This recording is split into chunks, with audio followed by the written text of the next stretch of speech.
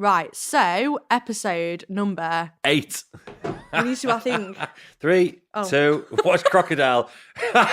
3, 2, 1. That is. Episode 8, and we are going to do a Q&A style. I feel like we've done a few of these now, haven't we? We've got quite a lot of questions today. Yeah, we did. We've got some good ones as well. So we'll just get stuck in. And should we just work through them and kind of see what comes up? So surprise me. Question number 1 today. I'll just go in the right order. Tips for stopping overthinking training. Stopping overthinking training? I think that means question am I doing the right thing? Should I do this? Should I do that? About it. I feel like training gets overcomplicated a lot. Yeah, I can't imagine what aspect they might mean about overthinking training. Maybe what, as in I didn't beat my weight from last week. I think it just means generally like exercise selection, maybe number, because I think I get asked this quite a lot, am I training enough? Am I training too much? Am I doing enough volume? Am I doing the right exercises? Because obviously you can't see the results, can you, straight away when you're training, so I guess it makes you question it in a sense of is it working? I suppose then from a volume point of view, if you're doing your own volume, you would just start with the baseline amount of volume, say 10 working sets, for example, and then see how you get on for a while, see how you are, then you just keep pushing it up until you and see what you can get to. Until it fucks you up, yeah. That's what everyone. I know it was less thought about for me when I first started, because I just kind of went in. I knew when I'd done too much, and I just found my own place without even thinking about it. I never even thought about nothing about it, to be honest. And I was a really low volume trainer, actually. I think looking back, I sometimes only did about 7 working sets, maybe 8 working sets. Yeah, at the most 8 working sets. Yeah, but they were because I grew up on Dorian Yates stuff. Yeah. So it was 7 to 8 working sets was enough, but some of them sets was they were intense because they were triple drop sets or this, that, or that, or whatever. But I found where I was fairly within a couple of years, really. But yeah, it'd just be set a baseline. There's so much information out there now. Set a baseline, 10 to 12 working sets, and then just probably gradually work your way up until you feel like that's fucking you up too often. Yeah. And then start pulling back a little bit. It's going to take everybody's got to find their own. I mean, even if you're working with a coach, they've got to find where your volume's at anyways. I feel like there's probably a general sweet spot in the middle somewhere. And for me, I reckon it's probably between about maybe 13 and 16 working sets per session, I'd say. You get some maniacs that want more, and they can take a lot more, and they'll go up to 18, 19 working sets a session. And then some girls that can't even take the 13. Well, that I shouldn't word that like that, actually. It's not to do with being able to take anything. Your body is what it is. Just the body can't recover and it'll from respond to what it responds to. And they'll end up pulling back to 10 or 11 sets sometimes. Yeah. As long as you're going in and you're training hard and you're training with a good intensity, it doesn't really matter. It's what matters. It doesn't really matter what exact reps you're doing or anything like that. As long as you're hitting the muscle you want to be developing and you're training hard and you're recovering, then you're all good, aren't you, really? Because you can do 20 sets of junk. Yeah. And you're not going to get nowhere with no junk. Yeah.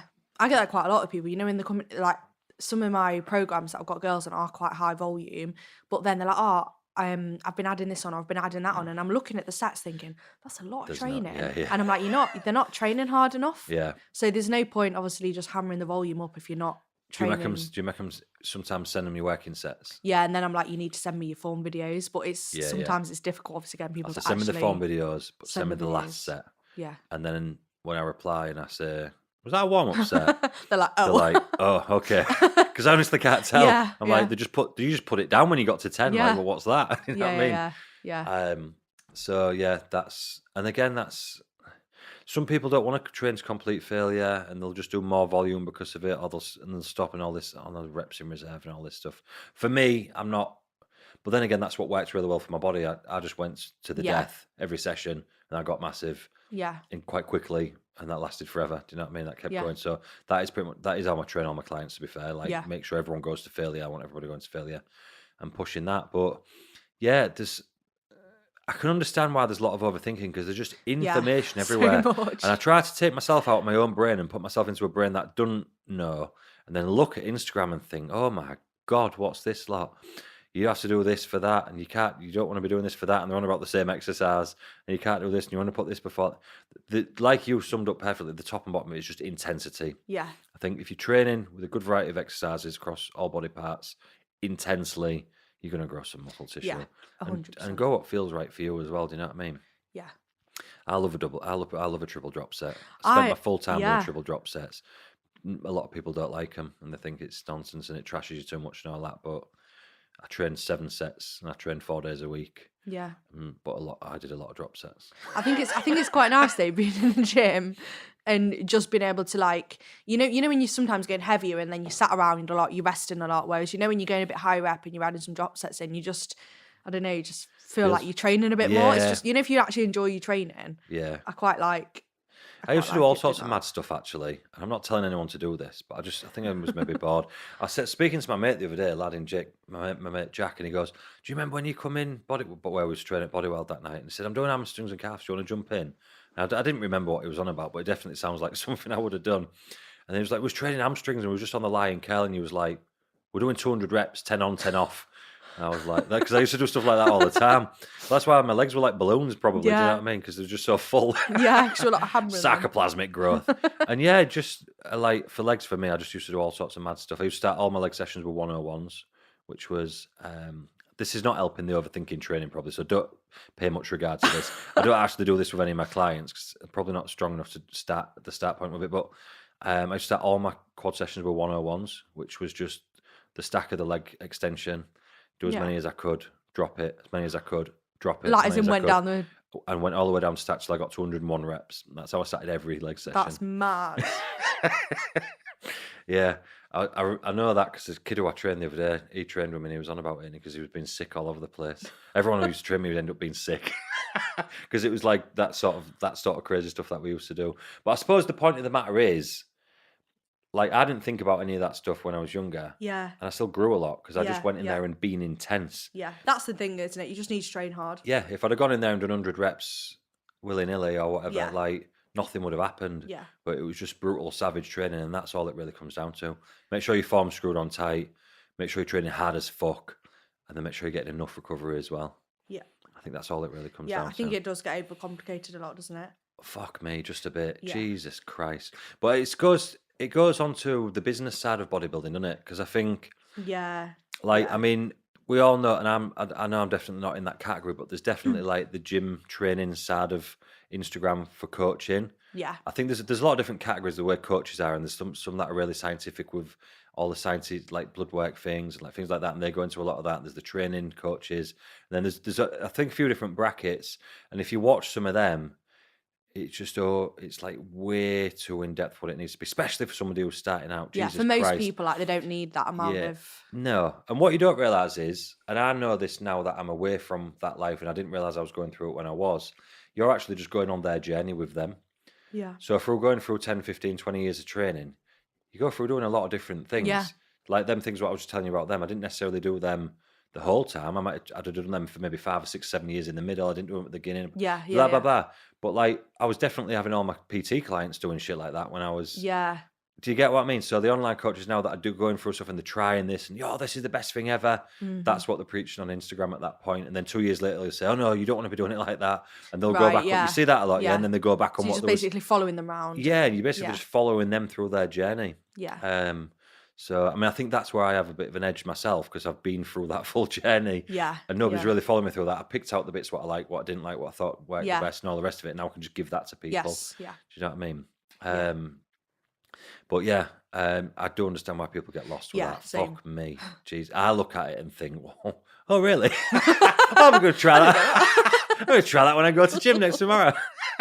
I think just having a plan as well, so you don't actually have to think about it. Yeah, follow the plan. Again, just employ somebody. You can get a plan off somebody decent without even signing up for coaching most of the time. Or just follow what somebody, and then just kind of adapt it to you a little bit, see what works, what doesn't work. I have quite a lot of girls start with me and they'll go, and they're real cautious when they're saying it, and they're like, "Dan, I can only train 4 days a week, and I don't feel any good if I train more." Like as though I'm gonna make them train 5 or 6 or 7 days a week. And I'm like, yeah, sound, don't worry about it. I'll just give them a 4-day plan. Yeah. And I've had people turn pro like that multiple times who've trained just 4 days a week. It's not a big deal. Yeah. Just whatever suits you, innit? It's like, I just can't recover off more than 4 days. Fine. Yeah. It's not a volume thing. I think a lot of it's the body just needs more days off the gym than other people. So even Yeah, if you used to everyone's pull the different, volume aren't right they? down and spread it out, Yeah, I don't, because I'm a bit like that myself. Do you know what I mean? I can't just keep going to the gym and going to the gym. I yeah, need for me, it was as I got bigger, I needed less days in the gym. So I could train 6 days in the gym at the beginning. Then I had to drop it to 5. yeah, And then in the end, I had to drop it to 4 because I just could not recover yeah. from 'Cause you were anything more than just 4. 'Cause I think the bigger and stronger you get, the more, obviously, you take a yeah, whacking. Do you yeah, know what I yeah. mean? Well, there's a lot more muscle, isn't there? So it's like being battered. Peel yourself off the bed in the morning. Like, what, as you get like Wallace and Gromit, where like, wheel me out the bed. Put me in my... Must train 5 days. Put me in my triple XL baggies as I fall through the floor. Sit there eating porridge. Oh, so yeah, basically, follow your plan, train hard, make sure you're recovering from what you're doing. If you're recovering okay, bump it up a bit, see how you get on. Yeah, follow your own stuff and maybe unfollow Yeah. a lot of people on Instagram. Yeah, and I think don't jump around because it's so easy, isn't it, to see something and think, oh yeah, I'm going to do this, I'm going to do that. And then before you know it, you're like doing different things all the time and it's just like getting sucked into loads of different things. Your body will gravitate towards what suits you. Yeah. And I noticed this only in hindsight, looking back, and I noticed this a few years ago when I come to the end of my journey, of my training and what have you. Like, I gravitated towards what suited me because towards the end, when to be fair, then I got sucked into this because when all Instagram became popular and everyone was doing this and that, I thought, right, maybe I would have got better results if I started training like that. Yeah, yeah. And I started training a different way to what I normally trained. Right. And my physique started going backwards. Yeah. Quickly. Do you know what I mean? So me personally, like I just said, I'm a high volume. I'm not high volume, I'm actually low volume, but lots of reps and intensity and drop sets and supersets and blah, blah, blah, and all things like that. That worked really, really well for me. And then I thought, right, maybe I should be working in the 6 to 8 range more and trying to go every. All I got was like sore knees and Like small pains. legs. Yeah, Sore knees and small that's all I legs. got. My quads and hamstrings started shrinking, and my knees got sore. Yeah. And so I soon realised, shit, no. And that's when it kind of clicked on me, like you just gravitate towards what suits you over time without even really, because it feels good when you're doing it. Yeah. You know what I mean? Yeah, and you like And enjoy you notice it, and and do you know what I mean? A lot of people like feel like they're growing like crazy off 6 to 8 reps. Yeah. Where me, I didn't feel that. I just felt joints. Yeah. Because I guess because you have a lot of muscle as well, you were like having to lift loads of weight, I bet. And so it makes it dangerous as well. Yeah, to Whereas be fair. at least if you go in higher up, you can pull the weight back a bit, can't you? Yeah, And which is dead handy as I well. love training like that. I think it's good because you get like a really good pump and Yeah. it's like that balance between moving a lot. I just think it's quite nice. Yeah, I like that too. A little add on to that: tips for engaging lats in lat exercises. Very specific. Go on. I feel like I used to really, really struggle with this, and Will helped me with this. Is when you do, this is a really basic tip, and obviously a lot of people know this, but thinking about driving your elbow down into your hip, because I feel like I never used to do that when I was doing like pull downs and stuff. It's just easy, isn't it, to like Just to move the pull it. weight.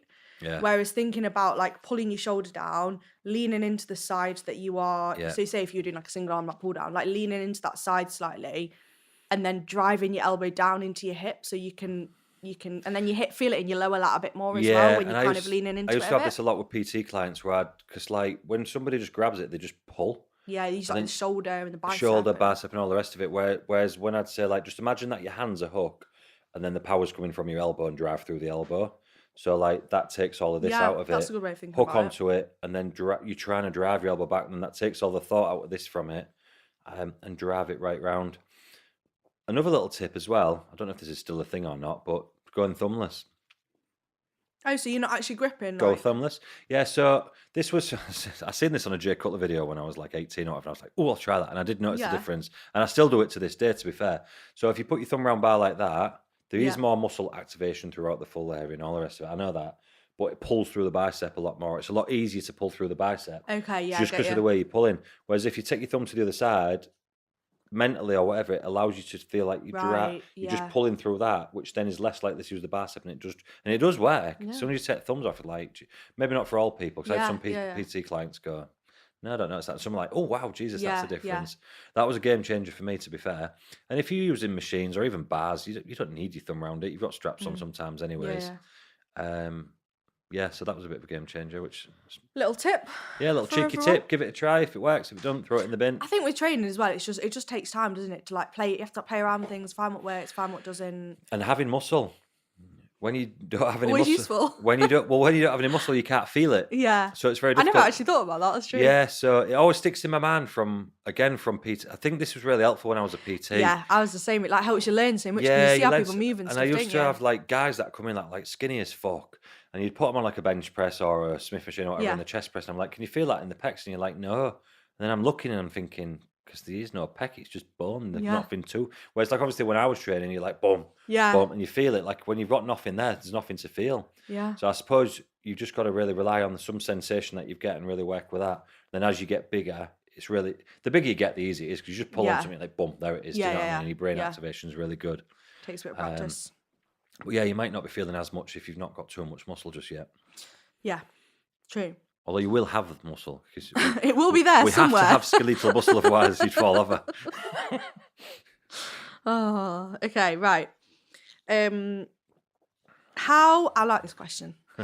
How to move from being a bikini competitor to living a normal life with more balance. Currently 4 weeks post show and struggling to get let go of the lean body. I'm still stage lean. Ooh. Do you want me to read that again? I feel like that's quite a long question. No, I got it. Yeah. So she wants to quit bodybuilding. Yeah, basically, she competed 4 weeks ago, wants to stop bodybuilding, go to a normal life, still very lean, struggling to let go of being that lean.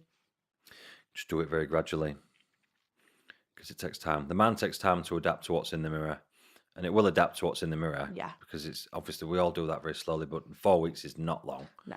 Not long. Oh, she must have competed in December then, yeah? Send that today. Yeah. Leah's writing to herself on the question box, everyone. This is Leah exiting. This is Leah exiting bodybuilding, everyone. She's just trying to ask me. She's trying to ask me for her anonymous box without asking me. I'm trying Dan, to how do I exit Dan bodybuilding? Like what? So you competed on December the 23rd? Is that what you're saying? By the way, this is January the 11th. We're filming this. By the way, for everyone that gets, yeah, because we're banking these podcasts now. So when this gets released in the end of February, everyone will be like, "Oh, she competed in January."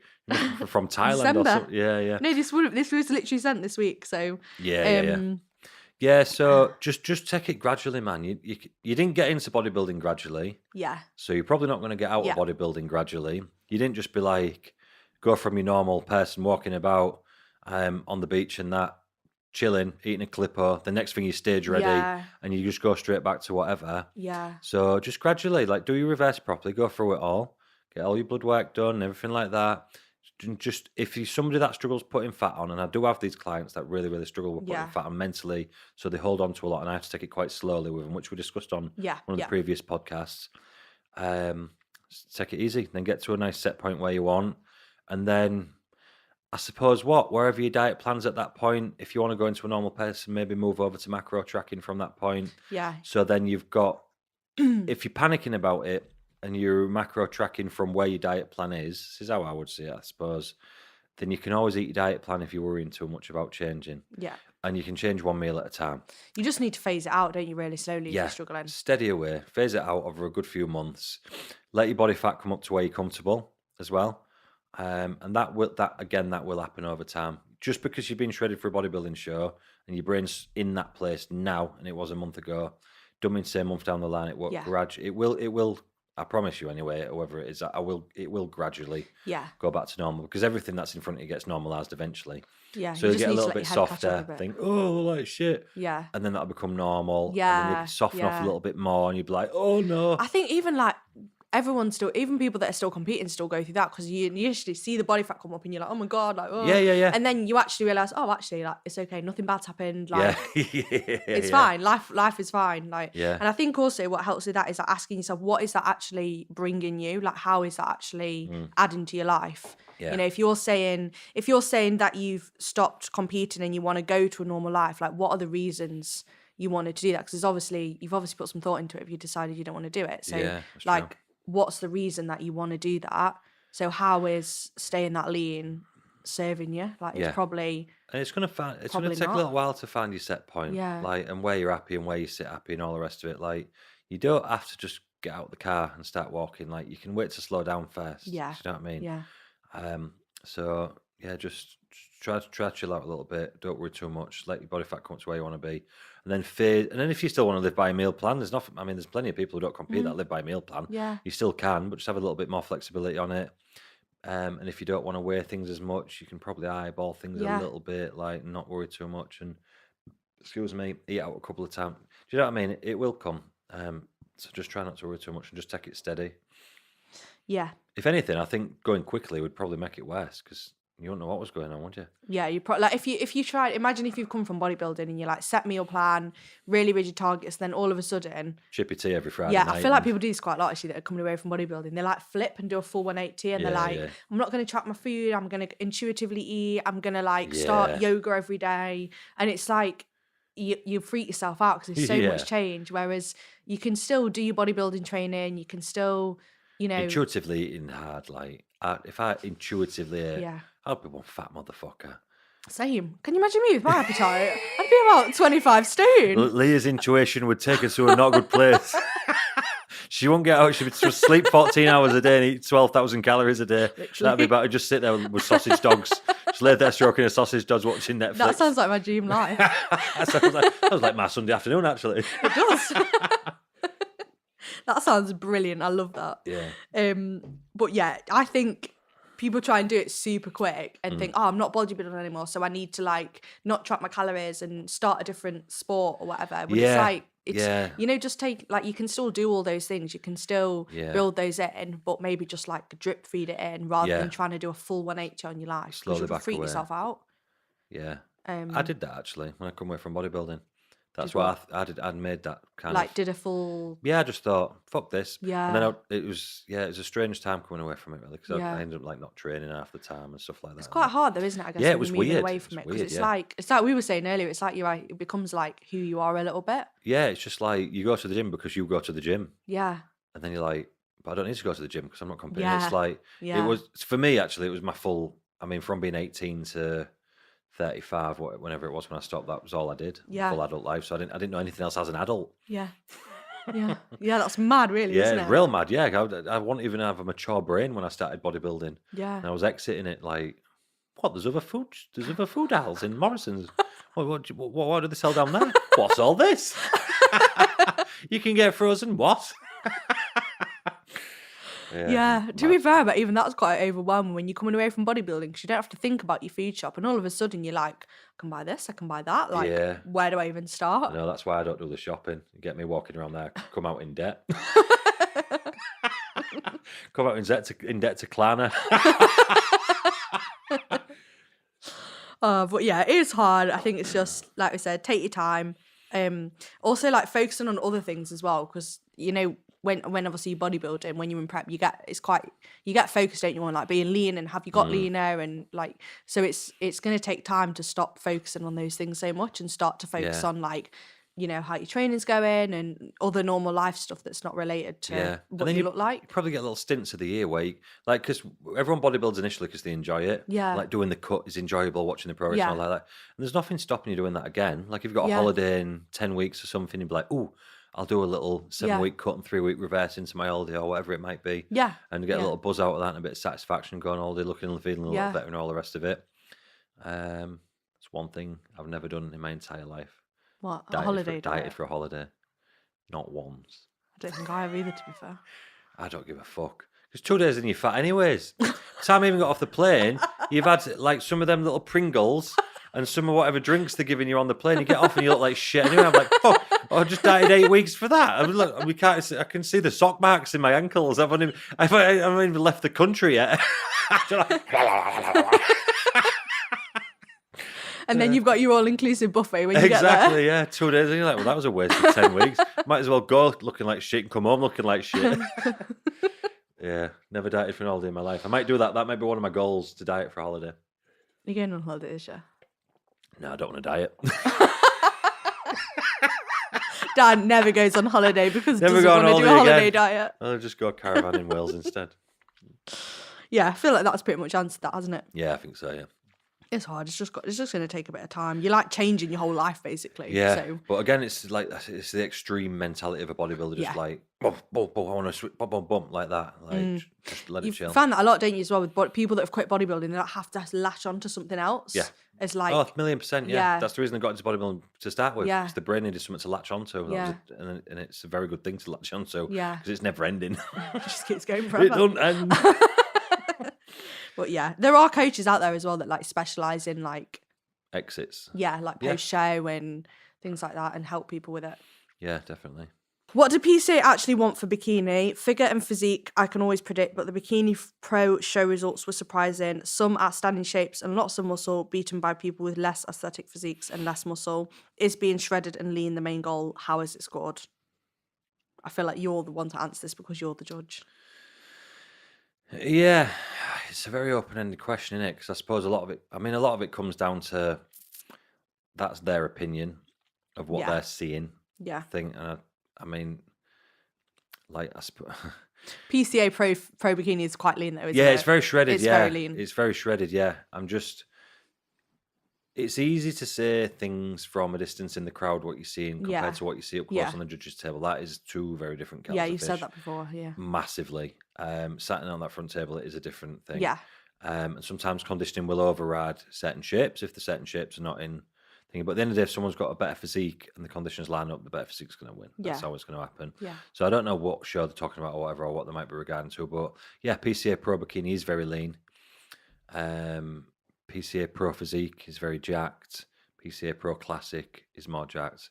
PCA Pro Bodybuilding are bigger than the amateur bodybuildings. Yeah. Do you get what I'm saying? Yeah, they're like all to the next level, aren't they? It's the supreme version of it. Do you know what I mean? Yeah. So yeah, the bikini one I think causes a lot of controversy or whatever it's called, I think so as well. because it switches from what the criteria is in the amateur, so then it gets pushed to boundaries in the pro, which is a little bit more trained bikini in a lot of instances. Yeah. But then the training bikini girls turn pro as well. So I get why people are like, what the fuck? Yeah, that's true actually, because they're all in the same. Yeah, they all end up in the same thing. Yeah, because the trained bikini are in the pro lineup with the non-trained bikini girls. But then when you look at the IFBB over all the years, and this always used to be a thing, like the weight caps were bigger in the classes in the pros to amateurs and all stuff like that. And that's it. And it just can't. It's just the rate of progression, because otherwise, like you'll turn bikini girls pro, and then they'll go pro, and then 2 years later or 18 months later, they're too big for pro because they've kept it as the same as the amateur, and then where they're going to go. Yeah. So it's a natural progression. It like always pushes like the upper limit a little bit more. The boundaries, yeah. Yeah. And they can be too jacked and too ripped for it as well. Conditioning, possibly not so much, but the jackness wise, there will become a point, and I can see this coming over the next couple of years, few years, where some of them will get too big, and they'll get marked down for it. Yeah. Because they have to stay within a certain limit. It's not just a wild field. It's not of just madness. who's Do you know what like I mean? keep getting bigger. And Yeah, keep getting don't leaner. go on forever. There will be a point where people get marked down for that. Yeah. I'm sure, but because it's in its infancy as a circuit, a pro circuit. Because obviously the PCA Pro stuff only come about a few years ago. It's not age old. So them pro circuits have been filling up, and now it really has become a circuit. We've seen how many of them there is. There's loads now. Do you know what I mean? Yeah. So as that grows and develops, and however that develops, I'm not sure.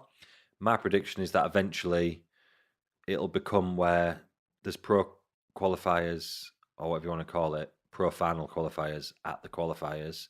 Right. I reckon it'll develop to the point where they'll have to qualify for the British and the Universe and the Worlds from the qualifiers. Right, okay. Because otherwise, if the amount of pros goes on forever, well, you're going to get 50 on stage, 60 yeah, on true, stage, actually, 70 on stage. Because there's not enough pros at the minute to warrant that happening. Exactly. But as it builds more as a circuit, they might say, right, well, we want you to compete across these 4 shows, for example. And then the top X amount will go to the British. That's quite good. That's kind of what they do with like IFBB, isn't it? In terms of like Olympia. Yeah, and obviously like it's 50 years in front. That'd be cool for it to get to that level, started in the 70s. Yeah. Like some of them Olympias with Arnold in it. There was only Arnold in the show. Yeah. Like that's what people don't realise. Or there was 2 of them or 3 of them or whatever, and it's grown and grown and grown over 50 years to what it is now. So this is in the infancy of growing to what it will be, and it's only a natural development that there's going to be more and more pros. So eventually there'll probably be qualifiers and then a finals, which is a different topic altogether. But the answer to this question is conditioning is very important in the pro bikini. Conditioning is very important at the big shows, British finals, Worlds, Universe. Yeah. The limits get pushed. And me as a coach, I know how to play the game with that. I know how to put people in at the qualifier, and I know how to put them. Yeah. Because I know I can't get away with at a qualifier what I can at a final. Yeah. Because the limits are all getting pushed by everybody at the final, and that's how we be successful. Giving away my secrets. But it's obvious, really. Just bring people in sharper for the finals, do you know what I mean? Yeah. And don't push it too much at the qualifiers if we can help it. Yeah. I feel like you're very good at like getting it like where it needs to spot on be. though with, you know what I mean? Yeah. You just seem to Well, get like I it. say, I mean, I've spent a lot of years judging bodybuilding shows and things like Yeah. that, and going to every single show that there is as well and watching. So I know what's required to get where we need to get, and I know where the boundaries are, because it does change a little bit from year to year as well. Yeah. And I keep my eye very closely on that, with who's doing what and where the boundaries are getting. Do you know what I mean? Yeah. And yeah, I feel like I've got my finger on the pulse with that, and that's why we're able to pull off some pretty good stunts, to be fair. Yeah. Yeah. Yeah. And it's why you'll see as well, interestingly enough, you'll see some people come like thirds and second at qualifiers, and then when I push them harder for the finals, they'll win, even though Yeah. they've not won a qualifier. And it's because they look better in that condition as a physique than they did when I actually have them softer at the qualifiers. But the other people who look better when they're a little bit softer might have beat them at the qualifiers, but then when we push the boundaries for the finals, they'll beat them people. Yeah. Do you get what I mean? Yeah. And that's Makes sense. That's a game in itself, yeah. Gosh. There's levels to this game. There's levels to this game.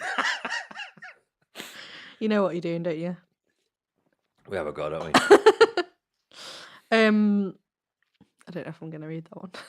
You get these on your Someone's having a box. dig. People just no one wants to put it in the question box because they don't dare people see like who they I are. get it in man, and people just like vent at Yeah. me, and I'm like, whoa, whoa, whoa, whoa, whoa! I was just having my tea, ready for all this aggressiveness. People go in on those NGL question boxes. Some people are brutal. I know some people are horrible to me as well. They say mean things to me. I can't believe it. And I read it, I think, where are you at in your life to be spending your time tapping your thumb on a little device to tell me that? Having a go at me and that. What have I done to you? I feel like that happens to everyone, doesn't it, on that?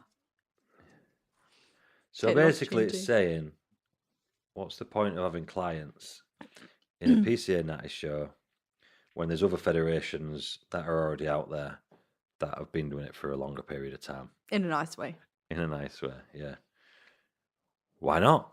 Because PCA is a really nice federation to compete at. Yeah. It's a really well-run show. They're fun shows. Like, the expos and stuff are amazing. And it gives an opportunity for, obviously, natural athletes to compete against other natural athletes. Yeah, exactly, yeah. So we all know PCA shows are the best run shows in the country. The best production, best photography, but best everything, yeah. And everybody who comes and does that, and they go to the other federations, and they real slowly run a lot of them, and this and that and what have you.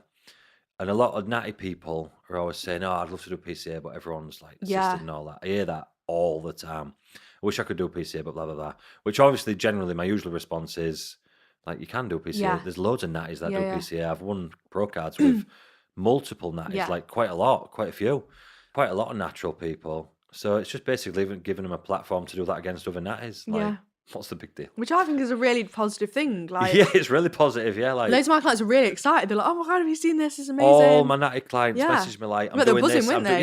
Buzzing. Yeah. Yeah, I'm doing this. I'm doing this. I'm doing this. And they'll probably end up putting on multiple per year as well. Do you know what I mean? Because I think that's a great shout. It's nearly filled up already. Yeah. It's nearly filled up. I seen it was at 70%, and it's not till June. I think that's a really good idea. Yeah, I think it's a fantastic idea. And they've got the... Why would they not?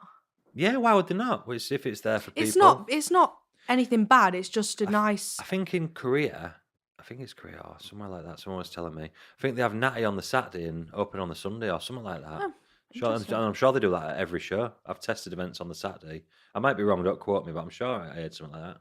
Oh, I've got a question about dieting. Is 10 weeks in a court enough to see a good change, or will it have to be more aggressive? I think 10 weeks is 10 weeks is a decent length, yeah. It depends how much body fat you've got, how much body fat you want to lose. Yeah. Really, they're the main two things, because you can do, if you really went for it in 10 weeks, you know, a couple of pounds a week, pretty aggressive take cut. off 10 kilo in 10 weeks if you have a good crack and he's coming from a good set point and you've got it to lose. If you were really on it. Yeah. But it depends. It's definitely enough time, but it depends as well how much you're like willing to do. Like, yeah, you've got to go in for it. Yeah. But, I mean, generally, I think someone with 10 weeks, I'd look at being taken off probably about 7 kilo off them, really, realistically. Yeah. Sometimes, obviously, 10 or more sometimes. Yeah. But generally, if I was just saying average, you're going to lose about 7 kilo, I would think. Yeah. Which is averaging 0.7s a week, which is good chunks, yeah. Over £1.50. Is that going to be visible on you? Depends how much weight you've got to lose, doesn't it? If you got a lot on you, maybe not. Maybe you need to do longer. Maybe you just need to do like multiple blasts, 10 weeks, come up, maintenance for 4 or 5 weeks, chill a little bit, go in for another 6, 7, 8 weeks, 10 weeks, whatever. That's quite a nice way to do a little diet, isn't it? Like doing little runs rather than... Yeah, I don't want to drag a diet out for like 15, 20 weeks because that's like... Yeah. You just no. Just don't do Just that. no. Just no. Just take some breaks in there, do you know what I mean? Yeah. Even with some of the preps that I do now, like especially with the naturals, I'm doing more like blocks of... So obviously if they're not in a position in their life where we've been able to get to a point where we do a real good pre-prep and then like be able to maintain for a good few months and then go into a normal prep, I might be doing like a 28-week prep or a 30-week prep, but in blocks. Yeah. So I'll do like, say it's 28 weeks, for example, you do like 12 weeks prep, 4 weeks maintenance to get all the cardio out, get any fat burners that you're using out. I'm natural, obviously, legal fat burners and what have you. But you know what I'm saying? Anything that you're using to help you, that's putting stress on the body. Get the food up a little bit, chill it out, a couple of cheat meals in there, maybe. If they're on prep, maybe not, maybe. And then go in for the last 12 weeks. Yeah. And a lot of them have been really receptive to that mentally and as well physically. I'm finding that's quite a good way to do, especially because the natties have to do... If the natties are carrying a bit, they have to do quite long preps, generally. Or if you're not natty and you're still carrying quite a lot and you've not been in a position where you've been able to get a diet in before that, it's still a good way to do it. Yeah, because then you can do it, like you said, like get a good chunk off. That's essentially like your good prep starting point. Yeah, and you can push them quite hard in the first bit because you're not worried about it carrying into the end bit because you've got a good month recovery in the middle. Yeah. Then you can go in and get the rest off. Yeah. But you can do a lot in 10 weeks. And if you're a heavy person... Like, this is a hell of a lot that can be done in 10 weeks. Yeah, definitely. I guess the only thing with that is, like, I've got, obviously, lifestyle clients that are still going out, having meals out, probably being a bit more lax with it. So it'll be a bit, It's not a 10 week, that's not a cut though, is it? It is, but it isn't. It's just more of a lifestyle type approach, more of a lifestyle weight loss thing, 10 weeks is quite a long time to diet for, though, I think, if you're doing it, like, rigidly. That's what I'm doing now, 10 weeks. Oh, yeah? Yeah. How many weeks are you in? Commit to 10, well, whatever it is since last week, so 1. So far, so good. I think you bought your chicken and rice and your veg with you We've just eaten it. Well, I've just eaten it, yeah. 8 days in so far. Don't know, I'm not shredded yet, to be fair. Are you doing your steps? Yeah, I'm doing 10 weeks, yeah. We'll report back at the next podcast and see BRB. Yeah, I'll give in by the next podcast. I'll just be eating KFC. I know you'll be nearly done by then. I won't be far off by the time these all come out, will I? 5, 6. You'll be like 7, 8 weeks in then by the time we do the next one. I'll be real. Well, next time we come and record, I'll be real snappy. I'll be like, "Yep." What do you mean? So sort of stupid question is that? Who's rustling a crisp packet?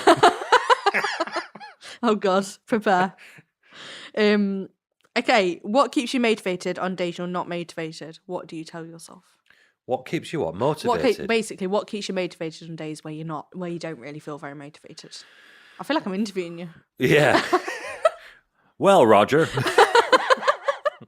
It doesn't. Nothing keeps you motivated on the days you're not motivated because you're not motivated. Discipline is what keeps you going through the days that you're not motivated. I feel like I'm so cliche saying this, but no one rocks up out of bed every single day really motivated. Nah, you just do it, innit? You've said you're going to do it. So do it. And then you turn up and do it, whether you feel like it or not.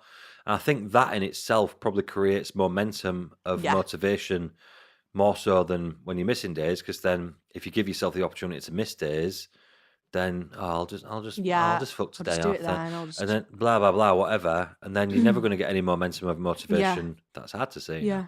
Momentum of motivation, Michael, from that. Because you keep letting yourself down. Yeah, and then you don't have trust in yourself that you're actually going to follow through with what you say you're going to do. So if you stop letting yourself down, it'll build more motivation because you're like, this is me. Do you know what I mean? Yeah. I don't miss days. I don't miss training sessions. I don't miss meals. Yeah. I don't eat family-sized packs of Frazzles. 8 days. This is hard. I'm 8 days in.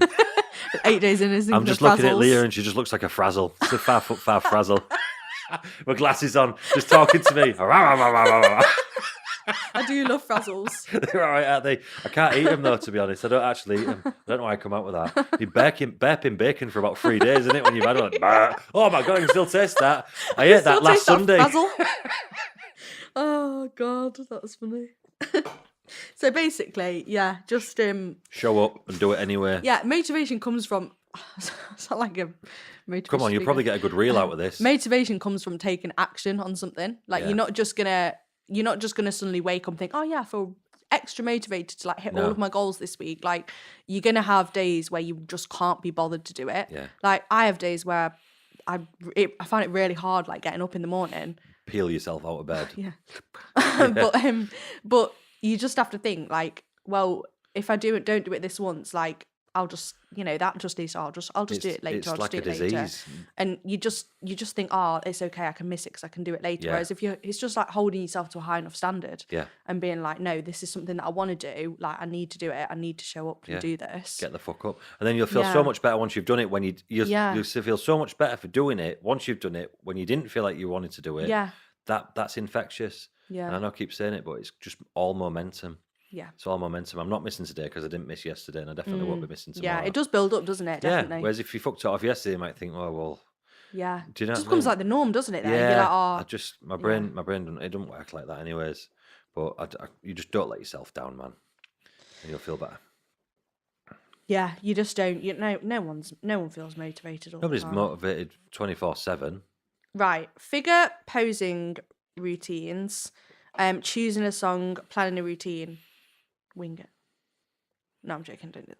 I did. I just made my routines up on stage. You can wing them though if you really wanted to. Yeah, you can if you want, especially if you've been up there quite a lot of times. Yeah. I didn't wing them in the beginning, but I just didn't want to have to remember it, so I just put a song on that I knew. Yeah. And just posed to it, and I think a lot of I've spoken to a lot of female figure athletes that really they're like, or they're going thinking about figure and they won't do figure or they're scared to do figure because of the routine.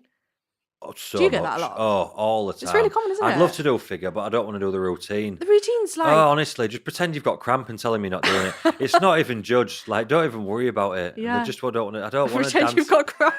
Oh, I can't go on. I've got cramp. Oh, just go on to the next person. Honestly, it's like it's not even looked at and judged. It's just a time filler while they're adding up the scores. It's just It's a way to present yourself.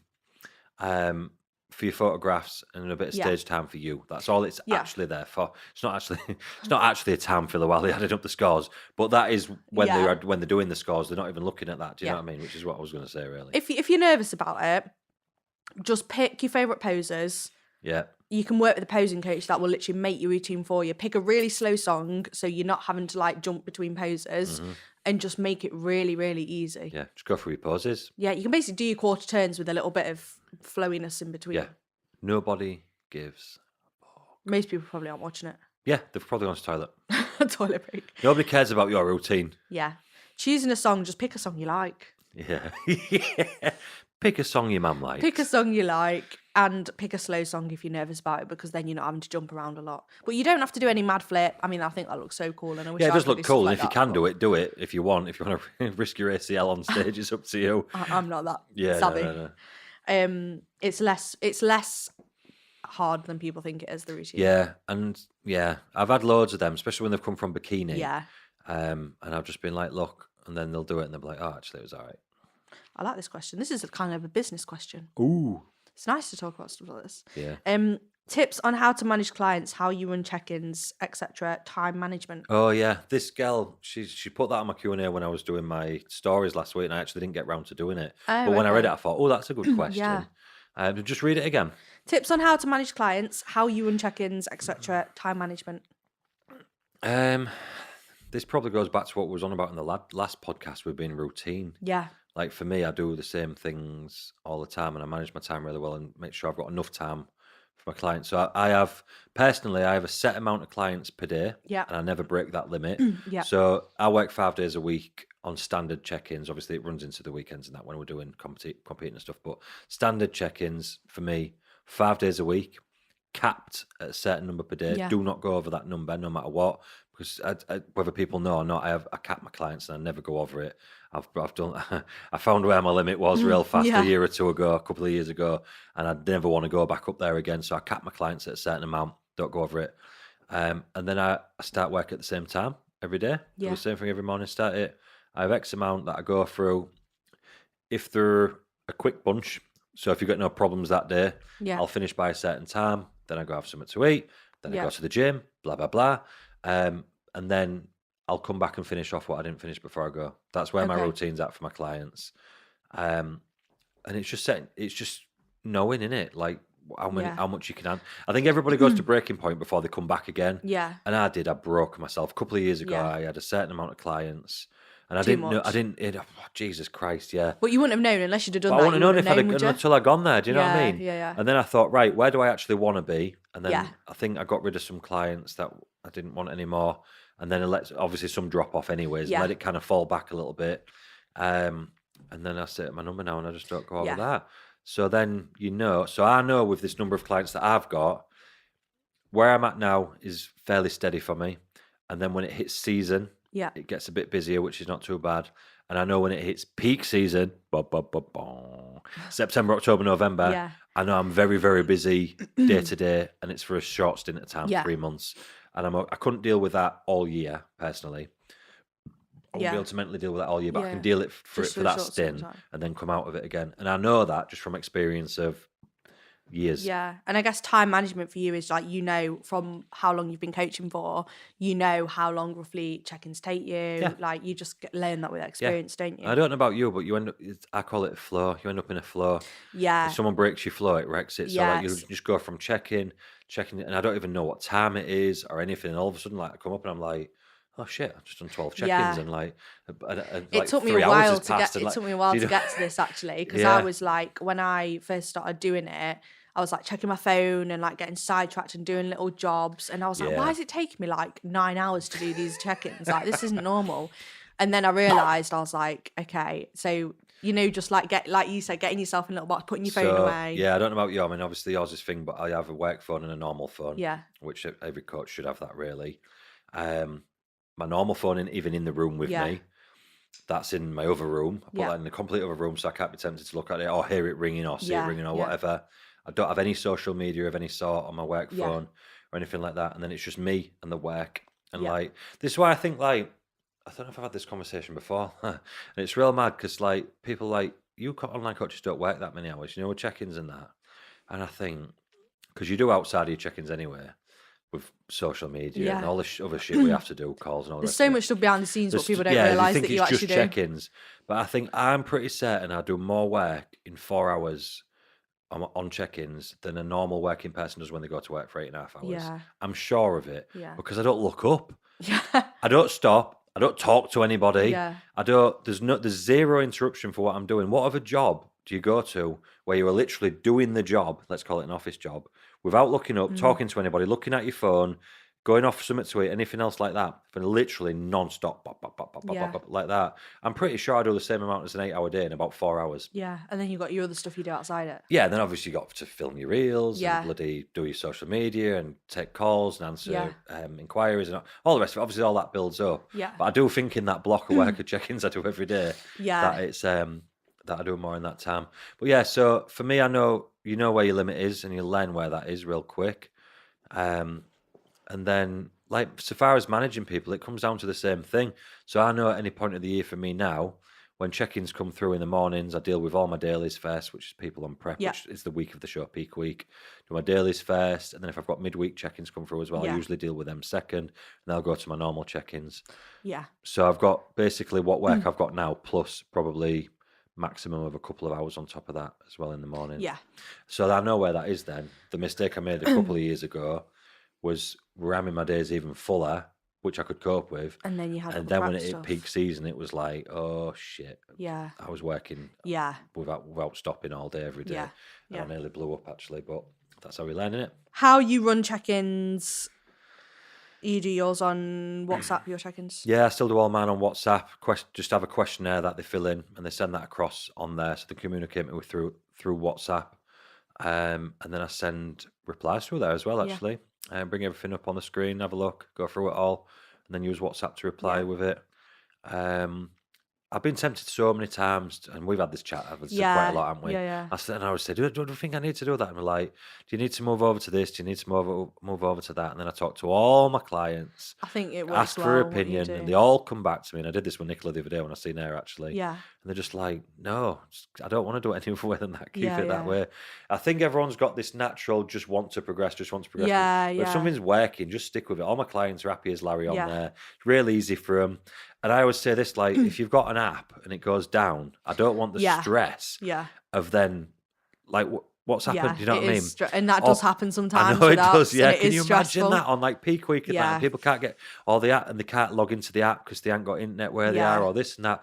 I know if WhatsApp goes down, the biggest team of Yeah. technician people on earth are Yeah, getting that back fired literally. up. And in the full time I've been on WhatsApp, I think I've known it go down maybe twice. Yeah. And it lasts like an hour or something like Yeah, that. I get what you mean. It is a lot more Yeah, reliable. so and I go through this every single year, and you've been with me a few years, and I know I've had the conversation with you a few times for your opinion, because I do value Leah's opinion a lot. Thank I ask her things, and she always comes back to me the same thing. No, just leave it as it is. It works Yeah, for everybody. because I And did show you everybody's that happy. app once. Yeah, you did, didn't you? Yeah, Yeah. yeah. I And do it, think it works though, the way you do it. yeah, It's just straightforward.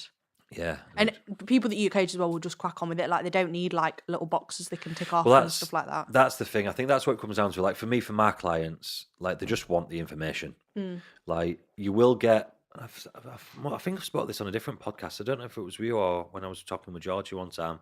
You'll get 5% either end. I think where like you'll get some 5% that like at the top end that like.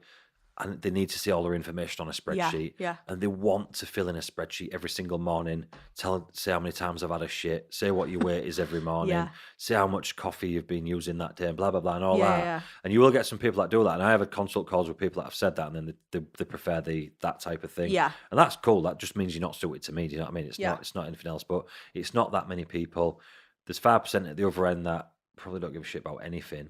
Everyone, the 90% in the middle, they just want the information. Yeah. They just want the information. They want to know what to do, easy as possible. They can look at it, do it, stick it in the notes on the phone, or however they do it, or whatever, and know what they're doing every single day. And that's all they really care about. Yeah. Whereas I think definitely more lifestyle, and you can clarify this for me better. Like it comes across a lot better if they're getting plans, and it's like. It looks nice, and it's on an app, and there's things to fill in, and there's loads of information videos that they can click on with recipes and things like this and all like that. That's brilliant for lifestyle, and I totally agree. They need that, otherwise they wouldn't be there to start with all the ideas and everything like that, and it's amazing. But for the like hardcore bodybuilders, like, give me the plan, I'll eat it, and I'll train it, and I'll come back next week. Yeah.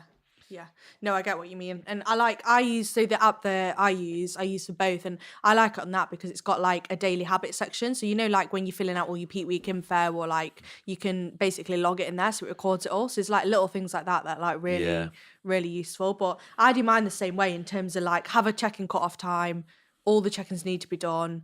I get up and walk and cardio first thing because obviously I can get away with like if I sat down to start work at 7, I wouldn't have any check-ins through at 7 o'clock in the morning. Really? So they tend I maybe have the odd couple that come in like between 6 and 7, but most of my clients, the check-ins are in like half an hour before the cut-off time, maybe What's 9, your cut-off time? 10 o'clock. Yeah, mine's 9:30. Yeah, so they're like probably coming in 9:30, maybe a couple come in just after really? 10. So for me, I'm like, I may as well get up, get my steps done, get a bit of cardio done, and then sit down and start. So I tend to sit down about probably 7:30ish by the time that's I've quite like, cool. So I get up, do my steps, do my cardio. Sometimes I'll train in the morning as well.